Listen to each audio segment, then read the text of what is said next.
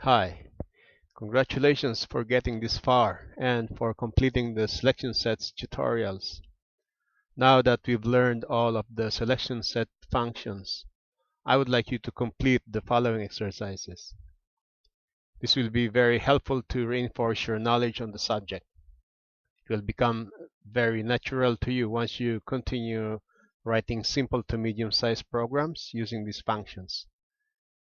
Basically, you just have to write one program for each function by following the requirements. So the first exercise we have is for ssget function. So using the ssget function, create a program called paint it red by selecting all the lines, polylines, circles, and text and storing them in their own selection sets. Then using the chprop command, change their colors to red. Then print a message painting in red completed when you're done. Second exercise is for ssadd. So using ssadd function, create a program called addObject to add a line entity into an empty selection set, ss, then print a message line object was added. Then get the count of the selection set and display to the user.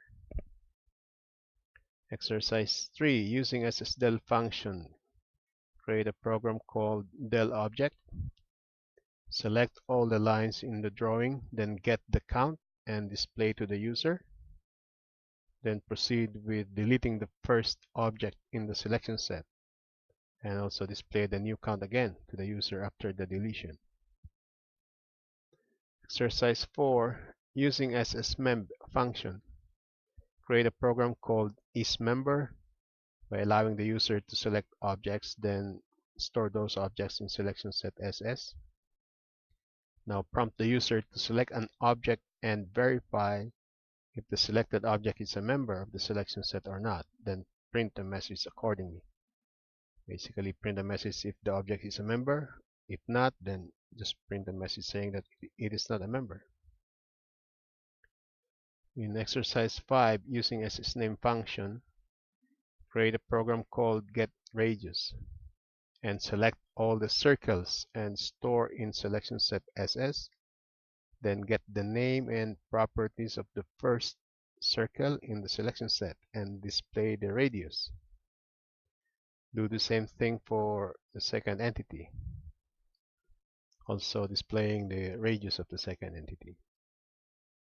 In exercise 6, using sslength, create a program called getNumber. First, select all the line objects and store in the variable lines, then display the count using alert. Next, select all LW polylines under the layer road. So you need to have a road layer. If it's not yet created, you have to create one. And store those polylines in a variable called plines. Then display the count, also using alert command. And lastly, select all the text with style of italic and store in variable text and display the count to the user as well using alert. So those are altogether 6 exercises. Try to complete each one of them, and in the next video we will revisit the requirements and we're going to compare our solutions. I'll see you there.